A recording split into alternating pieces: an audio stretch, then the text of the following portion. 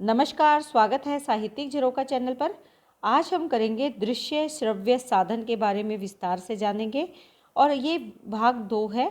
इससे पहले जो हमने दृश्य श्रव्य साधन के बारे में जाना था उसमें हम ये जान चुके हैं कि दृश्य श्रव्य साधन क्या है, इनका उपयोग क्या है, इनका लाभ क्या है। आज हम इसके बारे में और थोड़ा विस्तार से जानेंगे। तो आइए शुरू करते हैं। देखिए, आज हम जानेंगे कि दृश्य श्रव्य सामग्री के उपयोग के उद्देश्य क्या है, कि कौन से उद्देश्यों को ध्यान में रखकर हमें इनका उपयोग करना चाहिए। देखिए, सबसे पहले तो आता है कि गणित के शिक्षण को रोचक, आकर्षक और प्रभावशाली बनाने के लिए हमें इसका उपयोग करना चाहिए, क्योंकि गणित एक ऐसा विषय है जो छात्रों को या जो बच्चे होते हैं पढ़ने वाले, उनको काफ़ी मुश्किल लगता है। तो उसको अगर हम रोचक और आकर्षक बनाना है अगर हमें, और ताकि बच्चा उसकी तरफ आकर्षित हो और जो भी हम चीज़ पढ़ाएं वो प्रभावशाली तरीके से पढ़ाएं, तो इसके लिए हमें बच्चों को दृश्य श्रव्य सामग्री उपलब्ध करवानी ही पड़ेगी, ताकि गणित जैसे विषय उनको रोचक लगे। उसके बाद है, कक्षा शिक्षण के समय नीरस वातावरण को दूर करने का प्रयास इस दृश्य और श्रव्य सामग्री के माध्यम से किया जा सकता है। मान लीजिए, स्मार्ट बोर्ड पर हम बच्चों को कुछ दिखाते हैं, लेकिन उसके साथ उस दिखाने के साथ हम बोलकर उसको अगर एक्सप्लेन भी करते हैं तो बच्चों को वो अच्छा लगता है और वातावरण में नीरसता नहीं आते, बच्चे सुस्त नहीं होते, बल्कि उस क्लास के बच्चे उसको जानने के लिए उत्सुक नज़र आते हैं। उसके बाद है, विषय वस्तु की ओर छात्रों का ध्यान केंद्रित करने का प्रयास करना। यानी जो हमें विषय वस्तु छात्रों को बतानी है, अगर हम दृश्य श्रव्य सामग्री का उपयोग करेंगे तो हमारा ये उद्देश्य पूरा हो जाएगा कि छात्र विषय वस्तु की ओर अपना ध्यान दें। हमारा यही उद्देश्य होता है किसी विषय वस्तु को लेकर, कि छात्र उसकी ओर अपना ध्यान केंद्रित करें। तो ये उद्देश्य हमारा कब पूरा होगा? जब हम छात्रों को दृश्य श्रव्य सामग्री उपलब्ध करवाएंगे। उसके बाद है, छात्रों के भाषागत दोषों को दूर करने में सहयोग प्रदान करना। छात्र भाषा को लेकर कई बार त्रुटियां कर देते हैं, चाहे व्याकरण से संबंधित है या लेखन से संबंधित है, तो हम इन माध्यमों से उच्चारण और लेखन दोनों में सुधार कर सकते हैं।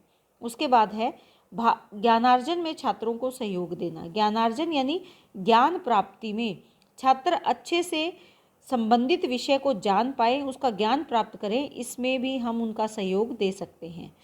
उसके बाद है, छात्रों द्वारा प्राप्त किए गए ज्ञान को स्थायी बनाना। कल भी मैंने आपको बताया था कि देखकर और सुनकर जो ज्ञान प्राप्त किया जाता है वो हमारे दिमाग में स्थायी तौर पर रहता है या अपनी जगह बना लेता है। छात्रों की रुचि गणित के प्रति उत्पन्न करना।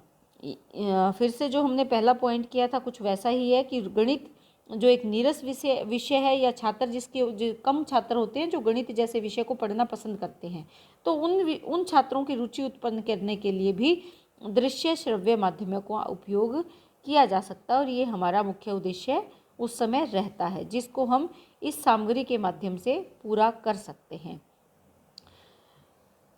तो ये हमारे आज का इसमें दृश्य श्रव्य सामग्री के उपयोग करने के पीछे हमारा मुख्य उद्देश्य क्या है, वो आज हमने यहाँ पर जाना और इसको स्पष्ट किया।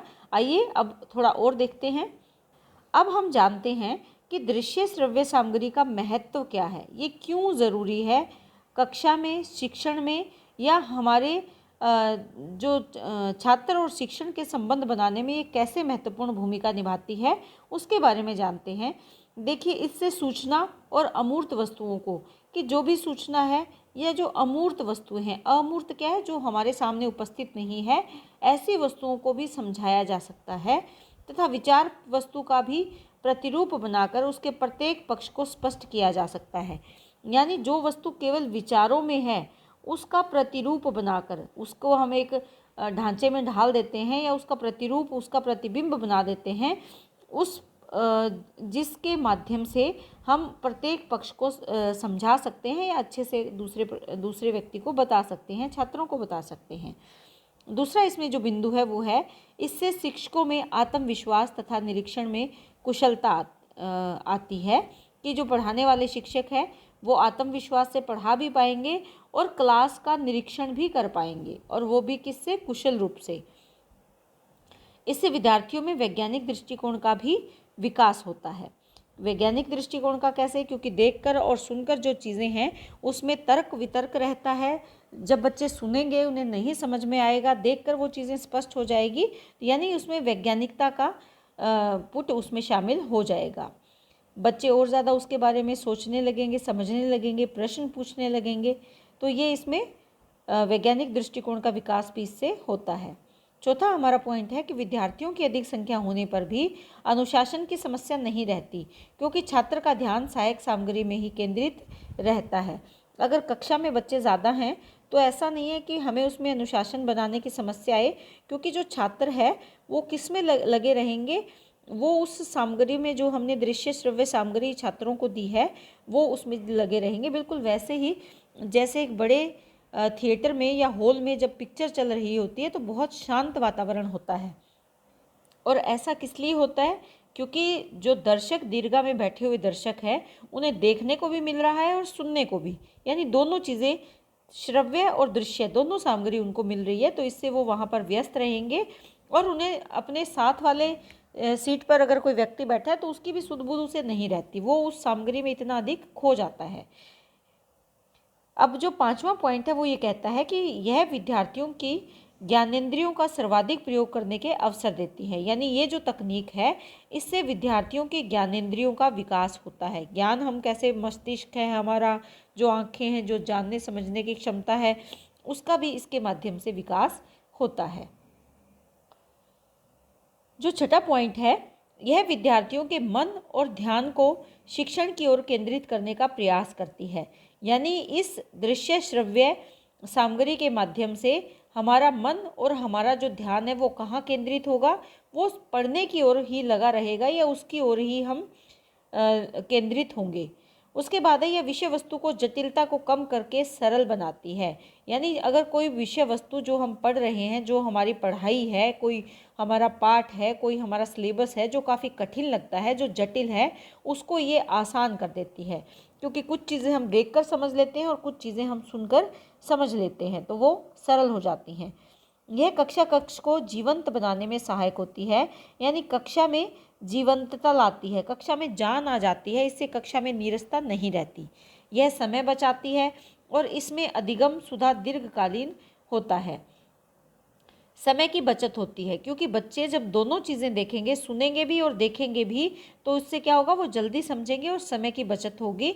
और इससे जो सीखेंगे, अधिगम का मतलब होता है सीखना, इससे जो सीखेंगे वो लंबे समय तक हमारे पास रहेगा या लंबे समय तक हम उसे अपने दिमाग में रख पाएंगे।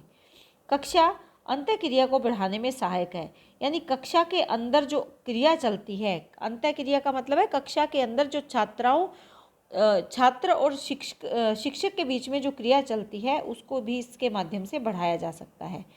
यह विद्यार्थियों के लिए उत्तम प्रेरक का कार्य करती है, यानी विद्यार्थियों को क्या करती है, उत्प्रेरक करती है, उत्तेजित करती है, या उस कार्य को या उस पाठ को पढ़ने और सीखने के लिए प्रेरणा देती है। यह शिक्षक के मौखिक अनुदेशन को कम कर विद्यार्थियों को ऊबने से रोकती है तथा शिक्षण में रुचि जागृत करती है। देखिए, जो शिक्षक अगर कक्षा में सारी जो पाठ है या जो भी विषय है उसको बोलता रहेगा तो क्या होगा, विद्यार्थी उसको सुनकर ऊबने लगेंगे, यहाँ तक कि विद्यार्थियों में आलस्य आ जाएगा और वो उसे सुनकर क्लास में सोने लगेंगे। लेकिन जब दृश्य श्रव्य सामग्री का प्रयोग होगा तो विद्यार्थियों की शिक्षण में रुचि जागेगी और वो आलस्य उनमें नहीं आएगा। और इसके साथ जो शिक्षक है उनकी शिक्षण पद्धति में बदलाव होगा और उन्हें बहुत ज़्यादा बोलना नहीं पड़ेगा, बल्कि वो साथ में जो करके दिखाएंगे उससे विद्यार्थियों को पढ़ने में रुचि उत्पन्न होगी और वो कहीं ज़्यादा अच्छा समझ पाएंगे, सीख पाएंगे। तो ये हमारा आज का विषय था, जिसमें हमने जाना कि दृश्य श्रव्य सामग्री का हम उपयोग किस उद्देश्य से करते हैं और इसके साथ साथ इसका महत्व क्या है, शैक्षिक जीवन में इसका क्या महत्व है, ये आज हमने विस्तार से जाना। और उम्मीद करती हूँ कि आपको ये बहुत अच्छे से समझ में आया है। बहुत बहुत धन्यवाद।